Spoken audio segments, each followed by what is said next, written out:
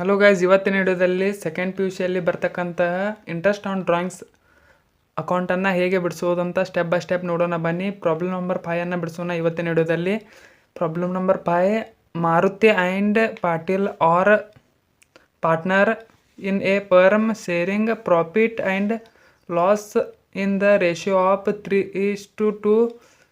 Maruti withdrawal ₹4,000 quarterly at the beginning of each quarter. Calculate the interest on drawings at 9% per annum for the year ending 31/3/2026 under product method. ಅಂದರೆ interest on drawings ಪ್ರಾಬ್ಲಮನ್ನು ಹೇಗೆ ಬಿಡಿಸಂತ ಹೇಳಿದ್ದಾರೆ. 6 ಮಾರ್ಕ್ಸ್ಗೆ annual ಎಕ್ಸಾಮ್ಗೆ ಕೇಳ್ತಾರೆ. ಅದೇ ರೀತಿಯಾಗಿ important ಆಗಿರುವಂಥ problem ಆಗೈತಿ. ಈಗ ಹೇಗೆ ಬಿಡಿಸೋದಂತ ಸ್ಟೆಪ್ ಬೈ ಸ್ಟೆಪ್ ನೋಡೋಣ ಬನ್ನಿ. ಮೊದಲಿಗೆ ಈಗ ಫಾರ್ಮೆಟ್ ಹಾಕೊಂಡಿದ್ದೀನಿ, ನೀವು ಕೂಡ ಫಾರ್ಮೆಟ್ ಹಾಕೊಳ್ಳಿ. ಈಗ ಡೇಟ್ ಆಫ್ ಡ್ರಾಯಿಂಗ್ಸ್ ಅಂತ 4 ಕಾಲಮ್ ಹಾಕೋಬೇಕು. ಈಗ date of drawings, amount of drawings, number of outstanding month, product, ಅದಾದ ಬಗ್ಗೆ ಟೋಟಲ್ ಪ್ರಾಡಕ್ಟ್ ಅಂತ ಇಲ್ಲಿ ಲಾಸ್ಟ್ ಬರ್ತದೆ ಅಮೌಂಟ್. ಅದಾದ ನಂತರ ಒಂದು ಫಾರ್ಮುಲಾ ಕೂಡ ಬರ್ತದೆ, interest is equal to total product into interest into 1/12. Interest on drawings is equal to total product into interest into 1/12. ಈಗ ಡೇಟ್ ಆಫ್ ಡ್ರಾಯಿಂಗ್ಸ್ ಎಷ್ಟು ಕೊಟ್ಟಿದೆ ಹೆಂಗೆ ಬಿಡಿಸೋದು ಅಂತ ನೋಡೋಣ ಸ್ಟೆಪ್ ಬೈ ಸ್ಟೆಪ್. ಈಗ ಮಾರುತಿ ಇದ್ದವ ಒಂದು ಕಂಪ್ನಿ ಒಳಗೆ ಅಮೌಂಟನ್ನು ವಿಡ್ರಾಲ್ ಮಾಡಿದನು. ಈ ಕ್ವಾರ್ಟರ್ಲಿ ಅಂದರೆ 4,000 withdrawal quarterly at the beginning of each ಅಂದ್ರೆ ಈಚ್ ಅಂದರೆ ಬಿಗಿನಿಂಗ್, ಕ್ವಾರ್ಟರ್ಲಿ ಅಂದರೆ 4 ಯಾವಾಗ ಅಕೌಂಟಿಂಗ್ ಇಯರ್ ಯಾವಾಗ ಸ್ಟಾರ್ಟ್ ಆಯ್ತಪ್ಪ ಅಂದ್ರೆ, ಈಗ ಫಸ್ಟ್ ಹೆಡ್ಡಿಂಗನ್ನು ಹಾಕೋಣ, ಇಂಟ್ರೆಸ್ಟ್ ಆನ್ ಡ್ರಾಯಿಂಗ್ಸ್. ಇಂಟ್ರೆಸ್ಟ್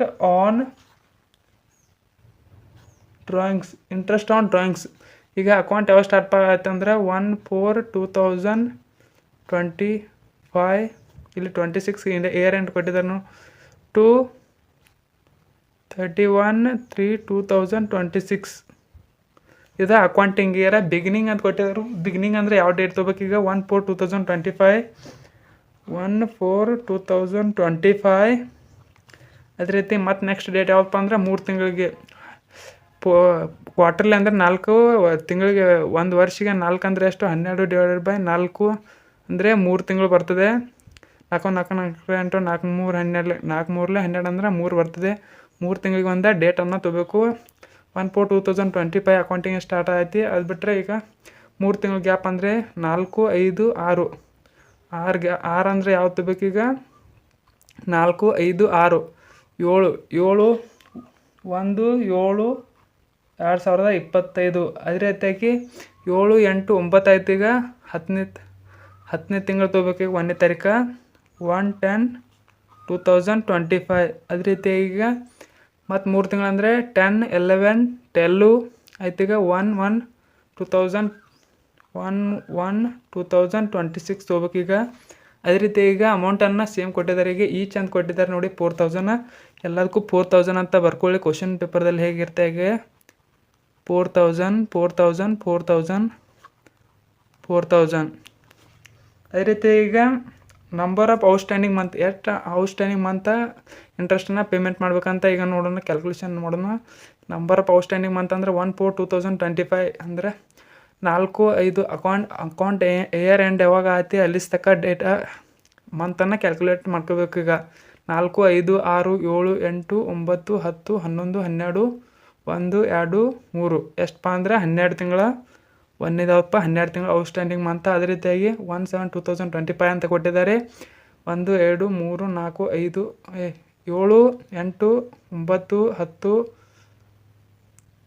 11 12 1 2 3 9 ತಿಂಗಳ. ಅದೇ ರೀತಿಯಾಗಿ ನೆಕ್ಸ್ಟ್ ಈಗ 1/10/2025 ಅಂತ ಕೊಟ್ಟಿದ್ದಾರೆ. 10 11 12 1 2 3 6 ಮಂತ. ಅದೇ ರೀತಿಯಾಗಿ ನೆಕ್ಸ್ಟ್ ಈಗ 1/1/2026 ಅಂತ ಕೊಟ್ಟಿದ್ದಾರೆ. 1 2 3 ಅಂತ ತಗೊಳ್ಳಿ. ಈಗ 4,000 ಇಂಟು 12 ಈಗ ಎಂಟು ಮಾಡ್ಕೊಳ್ಳಿ. 4,000 ಇಂಟು 12 ಮಾಡ್ರೆ ಎಷ್ಟು ಬರ್ತೈತಪ್ಪ ಅಂದ್ರೆ 48,000. ಫಸ್ಟ್ ಆಫ್ ಆಲ್ ಈಗ 48,000 ಬರ್ಕೊಳ್ಳಿ. ಅದೇ ರೀತಿಯಾಗಿ ಈಗ ನೆಕ್ಸ್ಟ್ 4000 ಇಂಟು 9 ಮಂತ್ ಮಾಡ್ಕೊಳ್ಳಿ, ಎಷ್ಟಾಯ್ತು ಅಂದರೆ 36,000. ಅದೇ ರೀತಿ third one 4000 into 6, 4000 into outstanding month ಎಷ್ಟು ಬಂದ್ರೆ 6, 24,000 ಬರ್ತೈತಿ. ಅದೇ ರೀತಿಯಾಗಿ ನೆಕ್ಸ್ಟ್ 4000 ಇಂಟು 3 ಮಂತ್ ಎಷ್ಟು ಬಂದರೆ 12,000 ಬರ್ತೈತಿ. ಈಗ ಟೋಟಲ್ ಮಾಡ್ಕೊಳ್ಳಿ ಎಷ್ಟು ಆಯ್ತು ಅಂದರೆ 48,000 ಪ್ಲಸ್ 36,000 ಪ್ಲಸ್ 24,000 ಪ್ಲಸ್ 12,000 ಎಷ್ಟು ಅಂದರೆ 1,20,000 ಬರ್ತೈತಿ. 1,20,000 ಏನಪ್ಪ ಅಂದರೆ ಟೋಟಲ್ ಪ್ರಾಡಕ್ಟ್ ಆಯಿತು. ಈಗ ಟೋಟಲ್ ಪ್ರಾಡಕ್ಟ್ ಈ ಫಾರ್ಮುಲಾಗೆ ಅಪ್ಲೈ ಮಾಡಿ ಟೋಟಲ್ ಪ್ರಾಡಕ್ಟ್ ಏನಪ್ಪ ಅಂದರೆ 1,20,000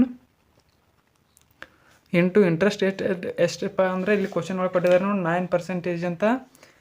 9 divided by 100 into 1 divided by 12 ಎಷ್ಟು ಆಯ್ತಪ್ಪ ಅಂದರೆ 1,20,000. 1,20,000 ಇಂಟು 9 ಡಿವೈಡೆಡ್ ಬೈ 100 ಅಂದರೆ 10,800 ಆಯಿತು. Into 1 divided by 12 into 1 divided by 12 ಎಷ್ಟಪ್ಪ ಅಂದ್ರೆ 900. ಮಂತ್ಲಿ ಎಷ್ಟು ಇಂಟ್ರೆಸ್ಟ್ ತುಂಬಬೇಕಪ್ಪ ನಾವು ಯಾರಪ್ಪ ಅಂದ್ರೆ ಮಾರುತಿ ಅನ್ನವ ಎಷ್ಟು ತುಂಬಬೇಕಪ್ಪ ಅಂದ್ರೆ 900 ಮಂತ್ಲಿ ಇಂಟ್ರೆಸ್ಟನ್ನು ವಿಡ್ರಾಲ್ ಮಾಡಿದ ಗುಡ್ವಿಲ್ಕ ತುಂಬಬೇಕು. Thank you for watching. Video ಇಷ್ಟ ಆದರೆ ಲೈಕ್ ಮಾಡಿ, ಶೇರ್ ಮಾಡಿ, ಕಮೆಂಟ್ ಮಾಡಿ ಅಂತ ವಿಡಿಯೋ ಮುಗಿಸ್ತಾ ಇದ್ದೀನಿ. ಏನೇ ಡೌಟ್ ಇದ್ದರೆ ಕಮೆಂಟ್ ಮಾಡಿ ಅಂತ ಹೇಳ್ತೀನಿ. ಮತ್ತೆ ಮುಂದಿನ ವಿಡಿಯೋದಲ್ಲಿ ಸಿಗೋಣ. Thank you for watching.